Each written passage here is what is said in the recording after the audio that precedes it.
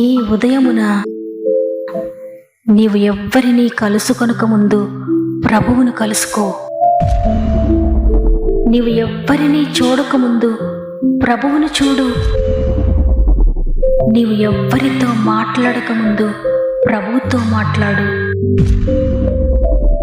నీవు దేనిని వెదకకముందు ఆయన రాజ్యమును నీతిని వెదకు.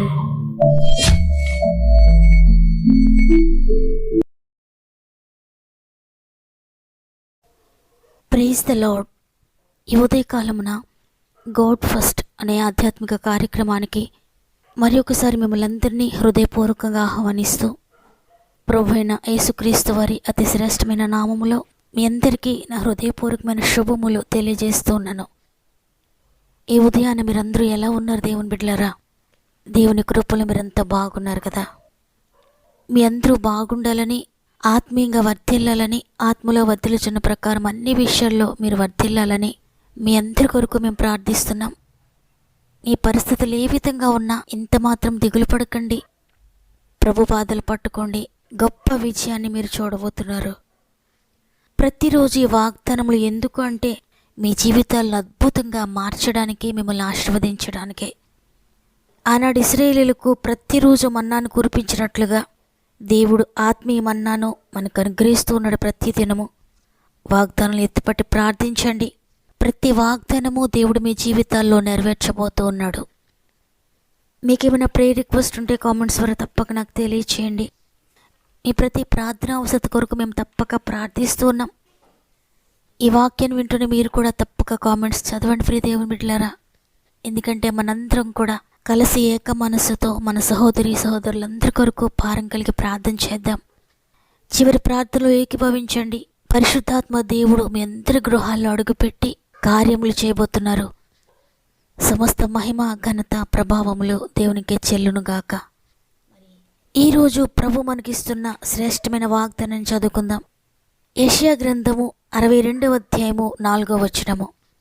విడువబడిన దానవని ఇక మీదట నీవనబడవు, పాడైనదని ఇకను నీ దేశమును గూర్చి చెప్పబడదు. హెప్సిబాని నీకును, బ్యోలాని నీ భూమికి పేర్లు పెట్టబడును. ఆమేన్. ఎంత అద్భుతకరమైన వాగ్దానాన్ని ఈరోజు దేవుడు మనకు అనుగ్రహించారు. ఈరోజు మీరు ఒకవేళ నేను విడువబడిన వాడను, విడువబడిన దానను, నా జీవితం పాడైపోయింది, నేను అన్ని విషయాల్లో నాశనం అయిపోయాను, నేను లేవనెత్తబడడానికి అవకాశం లేదు, నా పేరు చెప్తేనే అందరూ నన్ను అసహించుకుంటారు, నేను పుట్టడం వల్ల ఎవరికీ సంతోషం లేదు, నా జీవితం ఇలా పాడైపోయిందని అనుకుంటున్నారేమో.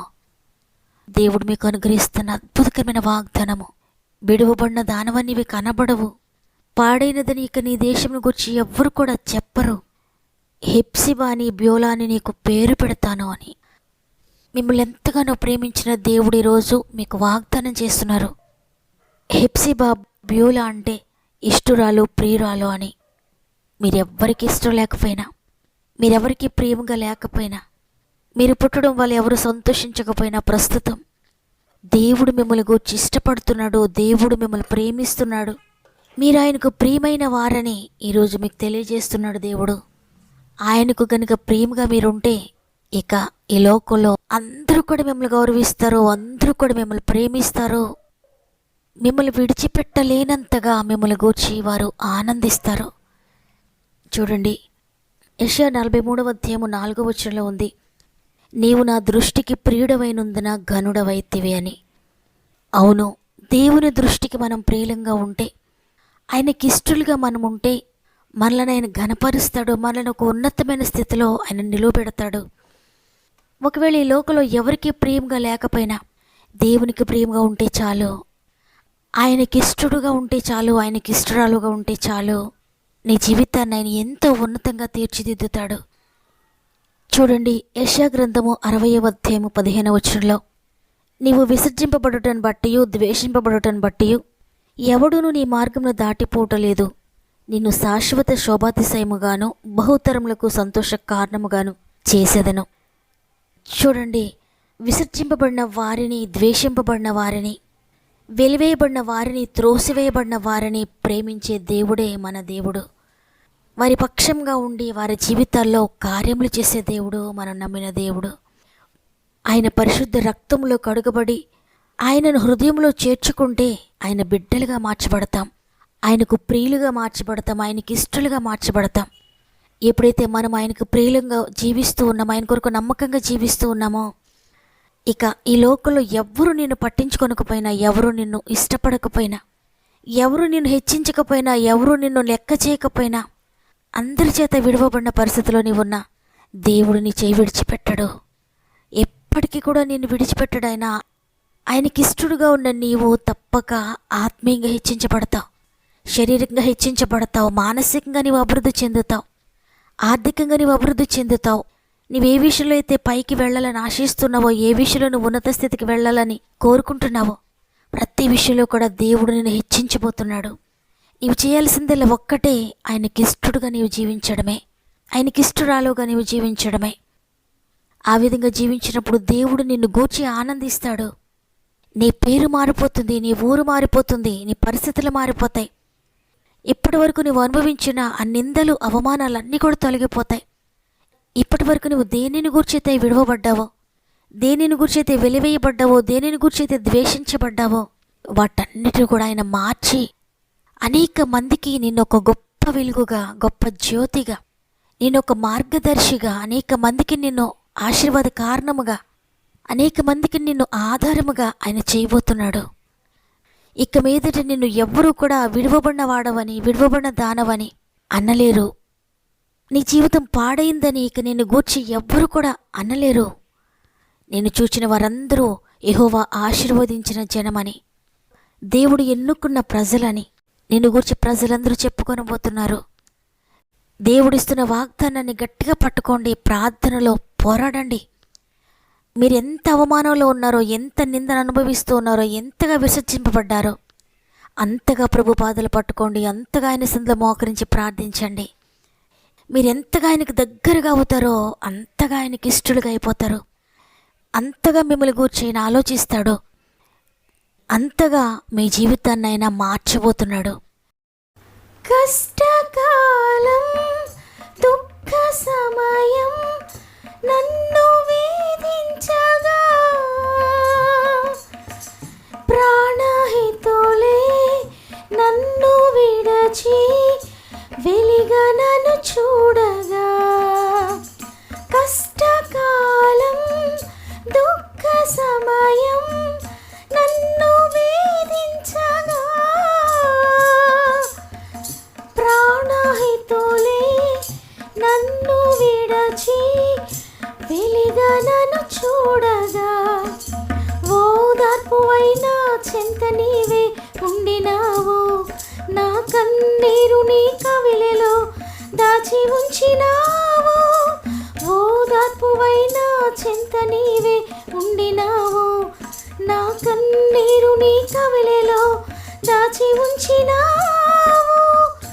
ఈమె అద్భుత ప్రేమయా, ఏ రీతి పాడనయా, నీవే నా మార్గము, నీవే నా జీవము, నీవే నా గమ్యము, నీవే నా సర్వము, నా మనసు తీర నిన్ను పాడి పొగడెద దేవా. నీ దయలో, నీ కృపలో కాచితివి గతకాలము, నీ దయలో, నీ నీడలో దాచుమయా జీవితాంతము, నీ ఆత్మతో నన్ను నింపుమా, నీ సేవలో ఫలింపగా దేవా. దేవా, నీ దయలో, నీ కృపలో కాచితివి గతకాలము, నీ దయలో, నీ నీడలో దాచుమయా జీవితాంతము. ఈ వాగ్దాన్ని నేను నమ్ముతున్నానన్న వారందరూ ఒక్క నిమిషం నాతో మోకరించినట్లయితే కలిసి ప్రార్థన చేద్దాం. తండ్రి నీకు వందనాలు నాయనా. అవును తండ్రి, మేము విడిచిపెట్టబడిన వారం కాదు, మేము వెలివేయబడిన వారం కాదు. ఎందుకంటే నీ పరిశుద్ధ రక్తంలో మేము కడగబడ్డాము. మీరు చేసిన బలియాగమును బట్టి నీ కుమార్తెలుగా నీ కుమారులుగా మేము పిలువబడ్డామయ్యా. ఒకవేళ మా జీవితాలు పాడయ్యే ఉండొచ్చు, కానీ నీ కృపను బట్టి మమ్మల్ని బాగు చేసి నిలువబెట్టినందుకు నీకు వందనాలైనా.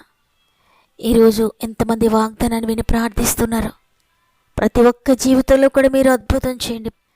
ఎవరి జీవితం అయితే పాడైపోయిందని బాధపడుతున్నారో, ఎవరు విడువబడిన వారమని, వెలివేయబడిన వారమని, త్రోసివేయబడిన వారమని, ఎవరి ప్రేమకు నోచుకోలేదనే దిగులుతో బాధతో ఉన్నారో, ప్రతి ఒక్కరిని కూడా మీరు ప్రేమిస్తున్నారయ్యా. ఎంతగా అంటే ప్రాణము పెట్టినంతగా మమ్మల్ని ప్రేమిస్తున్నారు. మా వేళ ఎంత అంటే నీ ప్రియకుమారుని ప్రాణమంతా.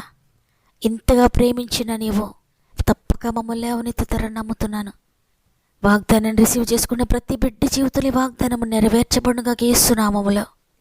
వారి జీవితం ఒకవేళ పాడయ్యే ఉండొచ్చు, పాపమును బట్టి పాడై ఉండొచ్చు, వ్యసనాలను బట్టి పాడైపోయి ఉండొచ్చు, లేక అనారోగ్యాలను బట్టి పాడైపోయి ఉండొచ్చు, లేక ఆర్థిక బంధకాలను బట్టి పాడై ఉండొచ్చు, లేక వారి అసమర్థతను బట్టి వారి జీవితం పాడైపోయి ఉండొచ్చు.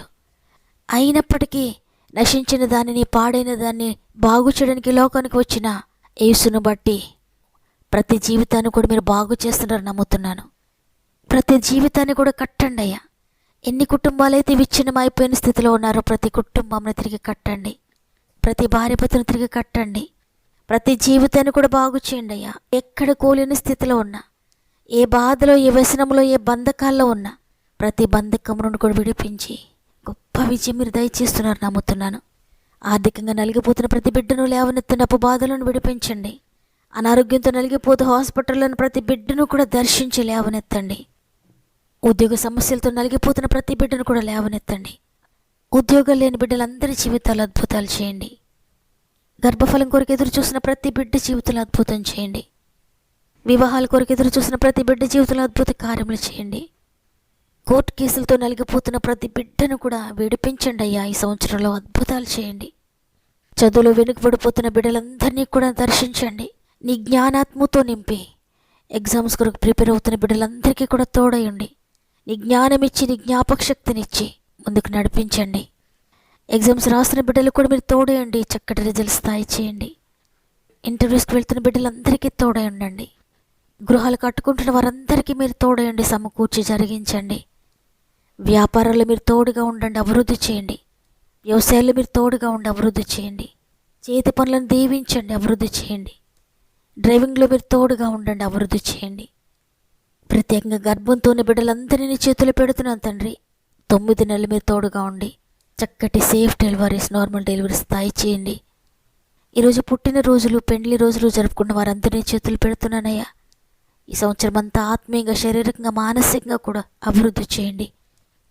ఈ దినమును ప్రారంభిస్తుండగా మా ఆత్మీయ కుటుంబం అంతటికీ తోడే ఉండండి. వారి ప్రతి ప్రయత్నమును కూడా దీవించండి. వారు చేస్తున్న ప్రతి కార్యమును ఆశీర్వదించండి. వారి వెళ్ళు ప్రతి స్థలములో నీ దూతను తోడుగా ఉంచండి. వారికి ముందుగా మీరు నడిచి ప్రతి కార్యమును సఫలపరుస్తారని నమ్ముతూ యేసయ్య పరిశుద్ధమైన నామములు అడిగి వేడుకుంటున్నాను తండ్రి. ఆమెన్. నా జీవితం పాడైపోయింది, నేను అందరి చేత వెలివేయబడ్డాను, విడువబడ్డానని ఎంత మాత్రం దిగులు పడకండి. ఈరోజు ప్రభు స్వయంగా మీతో మాట్లాడారు. మిమ్మల్ని ఈ లోకంలో ఎవ్వరూ మిమ్మల్ని ఇష్టపడకపోయినా ప్రభు మిమ్మల్ని ఇష్టపడుతున్నాడు. ఆయనకు మీరు కావాలి. వాగ్దానాన్ని రిసీవ్ చేసుకోండి, పొందుకోబోతున్నారు. ఈ వాగ్దానం నా కొరకే దేవుడు నాతో మాట్లాడాడన్న వారందరూ ఆమెను కామెంట్ చేయండి. తప్పకుండా వాగ్దానాన్ని లైక్ చేయండి. తప్పక మీకు తెలిసిన వారందరికీ షేర్ చేయండి. దేవుడు మిమ్ములు, మీ కుటుంబాలను దీవించి ఆశీర్వదించునుగాక. దేవుని చిత్తమైతే మళ్ళీ రేపు అందరం కలిసి ఆయనను స్తుతిందాం. అంతవరకు ప్రభు మీకు, మీ కుటుంబాలకు తోడేండి నడిపించునుగాక. God bless you.